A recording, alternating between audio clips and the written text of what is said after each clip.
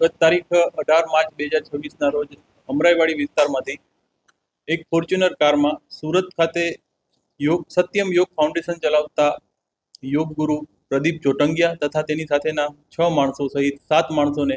કુલ 2,48,26,500ની ₹500ના દરની બનાવટી ચલણી નોટો સાથે ધરપકડ કરવામાં આવેલી હતી અને તેના વિરુદ્ધ ડીસીબી પોલીસ સ્ટેશન ખાતે ગુનો દાખલ કરી તમામ આરોપીઓના દિન 10ના રિમાન્ડ મેળવવામાં આવેલ હતા। આ આરોપીઓમાંથી મુખ્ય આરોપીઓ પ્રદીપ ચોટંગિયા તથા મુકેશ ઠુમરની પૂછપરછ કરતા એવી હકીકત બહાર આવેલી હતી કે ગત ફેબ્રુઆરી 2026ના રોજ આ જે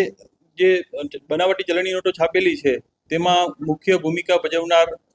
અન્ય એક આરોપી છે જેનું નામ ભાવેશ ગજેરા છે અને એ પણ સુરતનો રહેવાસી છે અને તેને પણ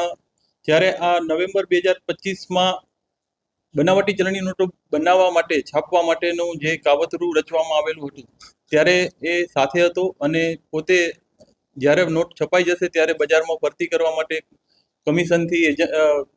ગ્રાહક ગોતી આપશે તેવી એને બાંહેધરી આપેલી હતી અને તે પણ કાવતરાના એક ભાગમાં મહત્વની ભૂમિકા એને ભજવેલી હતી।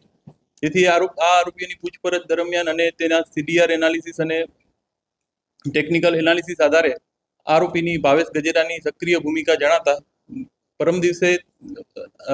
આરોપીને સુરત ખાતેથી અત્રે તપાસ અર્થે લાવી અને ધરપકડ કરવામાં આવેલી છે અને નામદાર કોર્ટમાં રજૂ કરી અને દિન 6ના રિમાન્ડ મેળવવામાં આવેલ છે।